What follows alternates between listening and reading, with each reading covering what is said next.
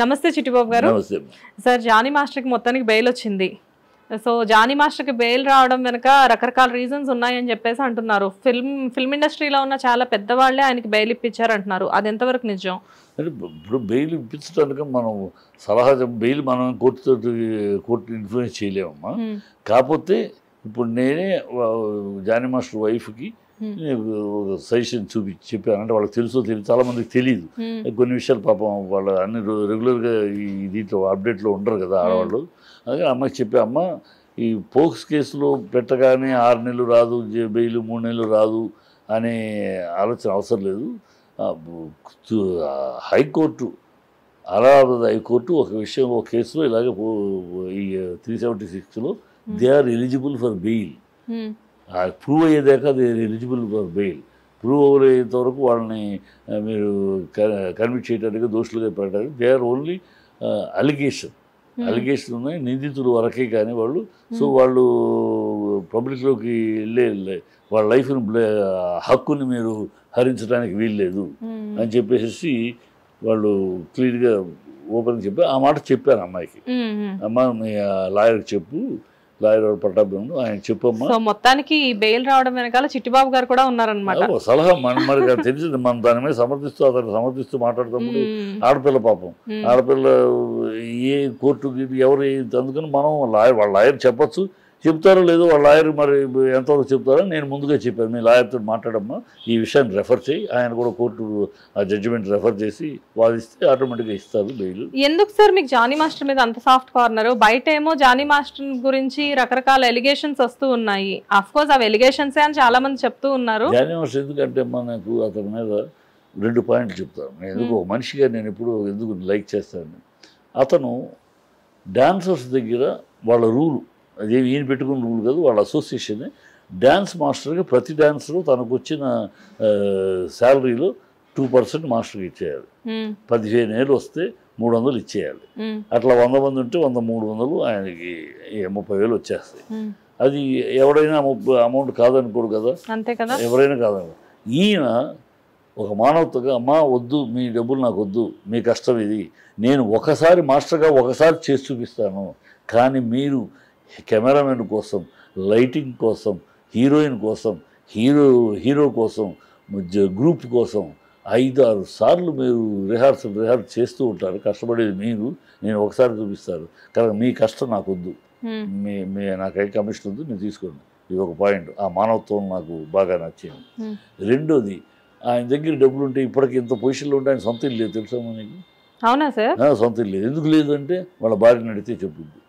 డబ్బు వచ్చిందా, ఇవాళని నేను ప్రొడ్యూసర్ని, ఆయన చేతికి 1 లక్ష రూపాయలు ఇవాళ ఇచ్చానుకోండి, ఆయన గేట్ దాటేటప్పుడు అక్కడే డ్రైవర్ ఎవడన్నా, సార్ నాకు ఇంటికి అది లేదు, ఇంట్లో సరుకు లేదు అని అంటే టప్పని జేబులో తీసి ఇచ్చేస్తాడు 10,000. అంత హెల్పింగ్ నేచర్ ఉంటుందా? బాగా అందరు ఎవరైనా ఆయన దగ్గరికి వెళ్ళి నాకు కష్టము, నాకు డబ్బులు లేవు, ఇంటి అద్దె కట్టుకుంటాను లేదు, పిల్లలు ఏదైనా సరే ఆయన దగ్గరికి వెళ్ళి అడిగితే, తనుగా వెళ్ళి ఎతికి ఇస్తాడని కానీ తన దగ్గరికి వెళ్ళి అడిగితే, ఎవరినైనా సరే అడిగితే అడుగుతాం. షూటింగ్లో కూడా భోజనాల గురించి ఎవరు పట్టించుకోరు. మా సాధారణంగా డాన్సర్స్ మనం స్క్రీన్ మీద చూసి ఏం చేస్తున్నారు అనుకుంటాం, కానీ పాపం షూటింగ్లో డాన్సర్స్ని చాలా వీక్గా చూస్తారు ఈ ప్రొడక్షన్ వాళ్ళు. ప్రొడ్యూసర్స్ చెప్పరు వాళ్ళ చీప్గా చూడమని, వీళ్ళు ఇట్లాగ మాట్లాడతారు వాళ్ళు. ఫుడ్ కూడా ఏదో అక్కడ పెట్టి అక్కడికి వెళ్ళని అంటారు. ఈయన సచ్చిన అలా చేయడు. డాన్సర్స్ని అవమానిస్తే నన్ను అవమానించినట్టే, డాన్సర్కి సరైన ఫుడ్ పెట్టకపోతే నాకు పెట్టినట్టే. సో నేనేమి తింటున్నానో వాళ్ళకి అన్ని ఫుడ్ ఇవన్నీ కరెక్ట్గా ఉండాలి చూసుకుంటాడు. భోంచేసారా బాగుందా, ఎలాగో తన దగ్గర పనిచేస్తున్నాడు చూసుకుంటాడు. తన దగ్గర ఏముందో బయట వాళ్ళకి కూడా సేమ్ ఉండాలి, అలా చూసుకుంటాడు. బిడ్డలో తన దగ్గర పనిచేసి అసిస్టెంట్లు అనగానే రమణండి ఇలా ఉంటుంది కదా, వాళ్ళ కాకుండా అసిస్టెంట్స్ వాళ్ళు కష్టపడుతున్నారు, వాళ్ళు కష్టపడి సంపాదిస్తున్నారు, కానీ కేవలం నా దగ్గర అసిస్టెంట్ వల్ల వాళ్ళ డబ్బులు కాదు, ఊరినైనా పేరుని బట్టి వాళ్ళకి డబ్బులు కాదు, వాళ్ళు కష్టపడి సంపాదిస్తున్నారు, చెవటోడ్చి సంపాదిస్తున్నారు. ఒక ఆడపిల్ల 6-5 సార్లు ఒక్కొక్క షాట్కి రోజుకి 5-6 షాట్లు ఇస్తే 30 సార్లు వాళ్ళు రిహార్సల్ చేయాలి కదమ్మా. ఏం కాళ్ళు చేతులు ఏమైపోతాయి వాళ్ళకి, అలవాటు కనుక వాళ్ళు చేసేస్తారు. కానీ ఇంత జరుగుతుంటే ఎందుకు సార్ మరి ఆ అమ్మాయి ఆయన మీద అంత దారుణమైన ఎవరో వెనకాల నుండి తోస్తున్నారమ్మా, లేకపోతే ఒకటే. అందుకంటే మీకు తెలీదా సార్ ఎవరు నేను చెప్పాను, చాలాసార్లు చెప్పాను, తెలుగుదేశం వెనకాల ఉంది, తెలుగుదేశం హస్తం ఉంది. అందుకనే పవన్ కళ్యాణ్ మనిషి అయినా, అధికార పార్టీలో ఉన్న పవన్ కళ్యాణ్ యొక్క మనిషి అయినా సరే పోలీసులు ఇంత అత్యుత్సాహంగా తీసుకెళ్లి వాళ్ళని లోపలేయటం అనేది వెనకాల పెద్ద కుట్ర ఉంది. ఆల్రెడీ మీరు లాస్ట్ టైం చెప్పారు. ఆ కుట్ర ఏంటి? పవన్ కళ్యాణ్ని బదనాం చేయాలి, డైరెక్ట్గా కాకుండా ఇండైరెక్ట్గా. ఇలా ఒక్కొక్కరిని పవన్ కళ్యాణ్ మనుషుల్ని ఒక్కొక్కరిని బదనాం చేసి వాళ్ళని తీసుకెళ్లి పవన్ కళ్యాణ్ పక్కన నుంచోబెట్టి, సో వీళ్ళు ఈ గ్రూప్ ఈ ఇడియాటిక్ గ్రూప్ అమ్మాయిల విషయంలో ఇలాగే ప్రవర్తిస్తారు అని ఒక ఆయన పేరు మీద బదనాం తీసుకొచ్చి అది సోషల్ మీడియా అలా చేసి నాకే సంబంధం లేదు, మళ్ళీ చంద్రబాబు నాకే సంబంధం లేదు అన్నట్టు ఉంటాడు. అందుకని ఎదుర్కొంటే తను పొగుడుతూ ఉంటాడు, వెనకాల చేస్తూ ఉంటాడు. ఎందుకు చేస్తాడు పని? పవన్ కళ్యాణ్ 2029కి పవన్ కళ్యాణ్ కూటమి యొక్క సీఎం క్యాండిడేట్ అవ్వకూడదు, తన కొడుకు అవ్వాలి. తన కొడుకు అవ్వాలంటే పవన్ కళ్యాణ్ తగ్గాలి, పవన్ కళ్యాణ్ తగ్గించాలి, పవన్ కళ్యాణ్ మీద ఫోకస్ రాకూడదు, పవన్ కళ్యాణ్ యొక్క ఇమేజ్ డ్యామేజ్ అవ్వాలి, అతను ఇది మసకబారిపోవాలి. అప్పుడు కానీ ప్రజల్లో కూడా ఇప్పుడు కాదు, ఇప్పుడు ఈ పొజిషన్లో నిన్న అనౌన్స్ చేస్తే చాలా బ్యాడ్ అయిపోద్ది కాదు, ఈసారి తర్వాత చూద్దాం, ముందు ఎలక్షన్లో ఓన్లీ లోకేష్ క్యాండిడేట్గా వెళదాం, ఆ తర్వాత పోయిసారి డిప్యూటీ లాగా ఈసారి కూడా డిప్యూటీ సీఎం అన్నామంటే గొడవ అయిపోతుంది. ఇట్లా మేనేజ్ చేసి అతన్ని ట్రాప్ చేస్తారు. అతను పాపం ఆవేశపరుడేగా ఇది లేదు కదా, ఆవేశమే తప్పితే ఇక్కడ నుంచి వచ్చే తప్పితే ఇక్కడ నుంచి ఏం రాదు, అది కనుక ఈజీగా ట్రాప్ అవుతాడు. అది జరగబోయేది, అది మాస్టర్ ప్లాన్. సార్ ఇప్పుడు మీరు చెప్పినట్లుగానే ఇదేదో జరిగింది ఓకే, బట్ ఇది కనుక ఒకవేళ ప్రూవ్ అయితే, అఫ్కోర్స్ ఇది ప్రూవ్ అయ్యే ఛాన్స్ లేదని ఇప్పటికే సినీ వర్గాలు చాలా వరకు చెప్తున్నాయి.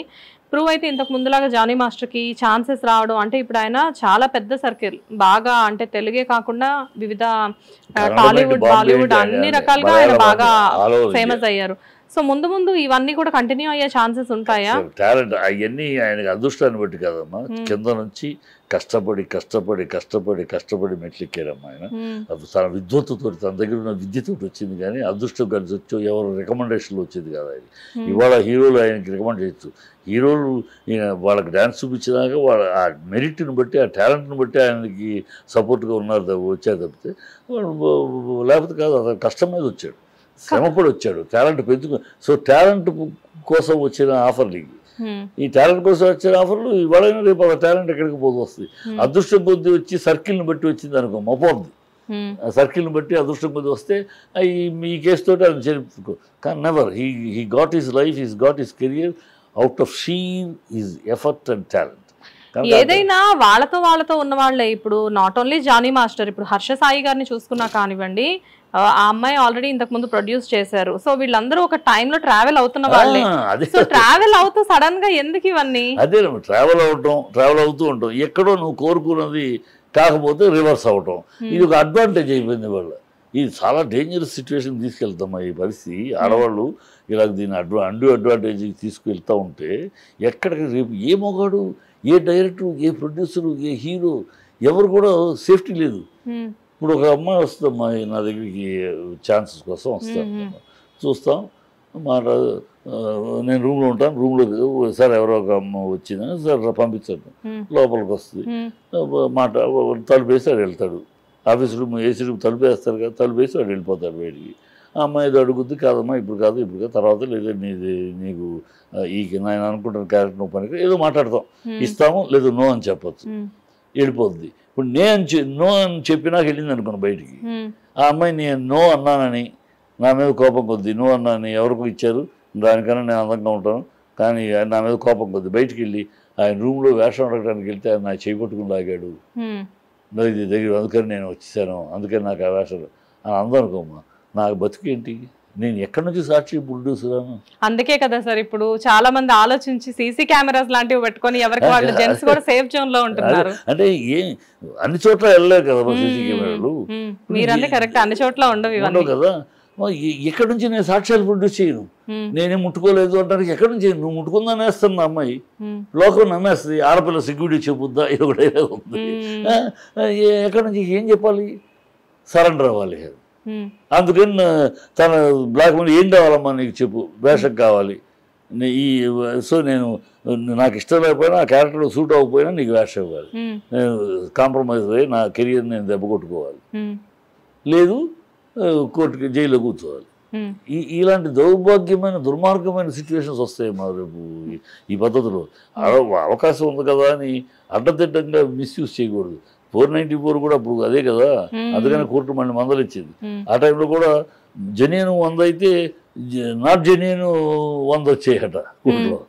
అంటే ఊరినే నా మొగుడు అత్త మీద కోపం, కోళ్ళ మీద కోపం, విడాకులు ఎందుకు కూడా నన్ను హింస పెట్టారు, నా అత్త నా తోడు మరి వాళ్ళందరూ నా అత్తగారు నా ఆడపడుచు నన్ను హింస పెట్టేశారు, టార్చర్ చేశారు, నేను పెట్టేస్తే అందరిలో కదా అది తేలి నిజం అబద్ధం లేదు. ఆ కేసు సెక్షన్ పెట్టుకుని లోపలికి వేసేవారు. సో మొత్తానికి ఇవన్నీ కూడా ఫాల్స్ ఎలిగేషన్సే. సో ఏది కూడా ప్రూవ్ అయ్యే కేసెస్ కాదు అని చెప్తారు. ఇటు జానీ మాస్టర్ మీదైనా కానీ అటు హర్ష సాయి గారి మీద కానీ వచ్చేవి.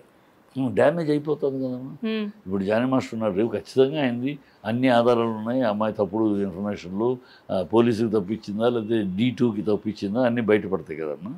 అన్నీ బయటపడ్డాక ఓకే ఈయనేమి కాదు నిరపరాధని బయటకు వస్తాను. వచ్చినాక వచ్చింది ఓకే సంతోషం, అందరూ కంగ్రాచులేషన్, థ్యాంక్ యూ అని చెప్తా, ఆయన నా అలాంటి వాళ్ళకి థ్యాంక్స్ అని చెప్తాడు. But what he lost cannot be given back. ఆ డ్యామేజ్ అనేది మాత్రం అదే ఒక మచ్చ అనేది మాత్రం అలా మిగిలిపోతుంది. ఆయన పిల్లలు ఇవాళ నిన్నటి దాకా వాళ్ళ పిల్లలు ఒక సెలబ్రిటీ పిల్లలు, స్కూల్లో టీచర్లు కానీ ఇంకోళ్ళు కానీ జానీ మాస్టర్ సెలబ్రిటీ పిల్లలు. ఇవాళ వాళ్ళు స్కూల్కి వెళ్తే తల వంచుకునే పరిస్థితి. నిజాలు తెలియదు. ఏంటి మీ నాన్న జైలుకి వెళ్ళారంటే, మీ నాన్న జైల్లో పెట్టారు, పక్కన వాళ్ళు అంటే పిల్లలు ఆ మానసికంగా కుంగిపోతారు. నిజమే కదా, వైట్ పేజెస్ లా ఉంటాయి అంటారు వాళ్ళ మనసులో. వాళ్ళు ఇప్పుడు అవన్నీ ఎవరు రికవర్ అవుతాయా? Last is lost. సో అదే చాలా పోలీసులకి అందుకని అడ్వైస్ చేస్తుంది, రిక్వెస్ట్ చేస్తుంది, మీరు పెట్టగానే ఇమ్మీడియట్గా టప్పని బుక్ చేసి జైల్లో వేస్తే ఎట్లా అయ్యా? మినిమం ఎంక్వైరీ నిజాలు దాంట్లో ఏమున్నాయి, సర్కమ్స్టాన్స్ ఎవిడెన్స్ ఉన్నాయా, నిజాలు నిజంగా ఏమైనా ఉన్నాయా, వీడియోలు ఉన్నాయా, ఆడియోలు ఉన్నాయా, లేదా సర్కమ్స్టాన్స్ లేవు, సర్కమ్స్టాన్స్ ఎవిడెన్స్లు ఏమైనా ఉన్నాయా, ఏమైనా ఎంక్వైరీ చేయకుండా సడన్గా అనగానే అమ్మాయి కంప్లైంట్ కానీ ఎఫ్ఐఆర్ వేస్తే తప్పని తీసుకొస్తే ఎట్లా అసలు అన్యాయం అయిపోతుంది కదా. అది చెప్తూ పోలీసులు తొందరపడకు. మరి ఏంటో నార్సింగ్ పోలీస్ స్టేషన్ చాలా వస్తే చాలా కంప్లైంట్ అంటున్నారు. అంటే నార్సింగ్ పోలీస్ స్టేషన్ లో గత కొంతకాలంగా రాజస్థాన్ దగ్గర నుంచి మొదలుపెట్టి ఈ రోజు హర్ష సాయి దాకా కూడా ఏదో ఒకటి నార్సింగ్ పోలీస్ స్టేషన్ అనేది ప్రెసెంట్ ట్రెండింగ్ లో కనబడుతుంది. అది వాళ్ళ అడ్డ అయిపోయింది. Anyways right sir, thank you. Hit TV app ని డౌన్లోడ్ చేసుకోండి. ఇందులో short news, live news, entertainment movies అన్ని అవైలబుల్ గా ఉన్నాయి. Please download hit TV app. Hit TV app ని ఫ్రీగా డౌన్లోడ్ చేసుకోండి.